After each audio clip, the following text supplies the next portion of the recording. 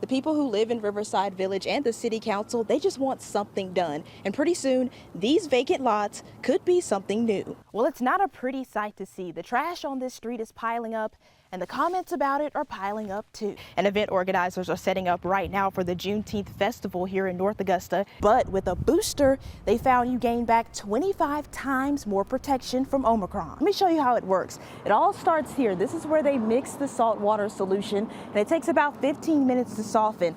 Then it travels through these pipes. Now, we knew the new James Brown Arena project wouldn't be cheap, but whether or not that cost is worth it is up to you. A new year with new goals. Local gyms are hoping 2021 brings in more clients to fill the losses of last year. The city is expanding the home rehab project to include projects and homes like this, blighted properties. From the dugout here at the old Green Jacket Stadium out into our rural counties, this will be the largest film production shot entirely in the CSRA. Just take a look. If you're in a wheelchair on a rainy day like this, there is no way you can make it up these steps to be protected from the rain under this cover. While some industries are beginning to see the end of these pandemic woes, others like restaurants are still in the thick of it.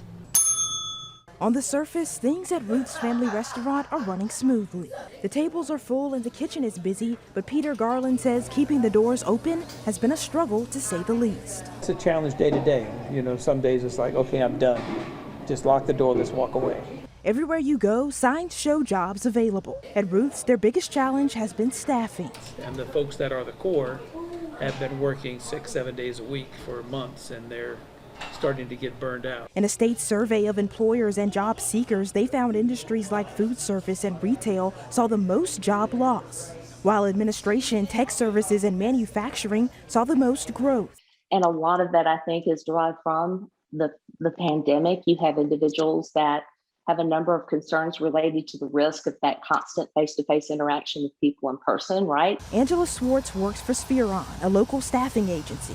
She says experts thought the answer to the problem was ending state unemployment benefits. It has made a difference. Has it made a difference to the degree we all expected? No, I don't think so. Peter continues to look for workers. We still need a couple more cooks and a couple of waitresses. And hope. We just hope that folks will find that they can't stay home anymore and they're going to get out and get back in the job market.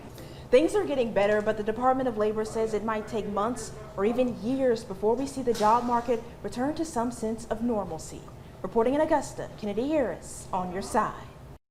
I wasn't really surprised because there are people that actually want to see the right thing happen.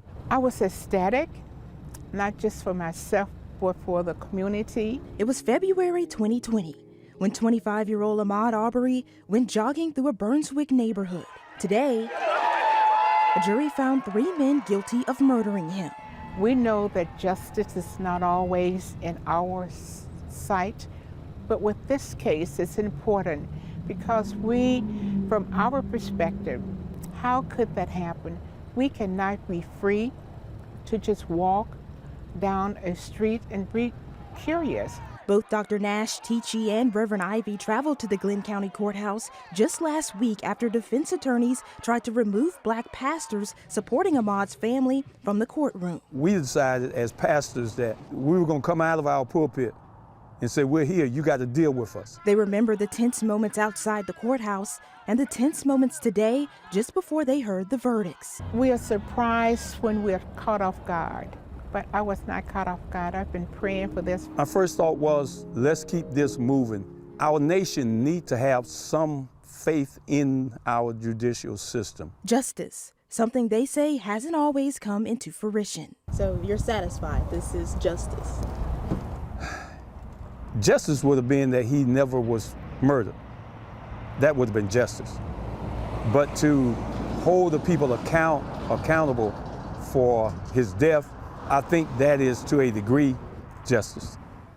It was very challenging. It was. It was a very low I was in a low place. Daniel Smith moved to Augusta nearly a year ago for work. Temporarily leaving his wife and 5 kids back in Indianapolis, he never thought he'd be living on the brink of homelessness. I could have been homeless. I really could have been, even with a job. He applied for several apartments but was denied due to his credit. So for months, he bounced from hotel to hotel and even sometimes slept in his car. There was times the hotels was full, and I would have to either settle for a slum tail or a crack motel, or either sleep in my car.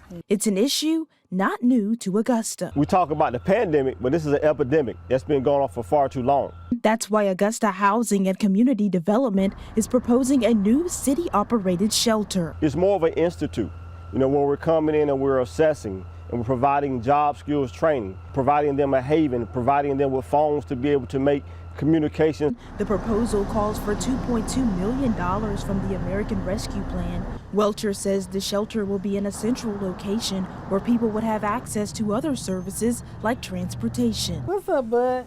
Though the Smiths never experienced a shelter, they are grateful for how far they've come. Every day I had a hope that we was going to be in a better situation, in a better place.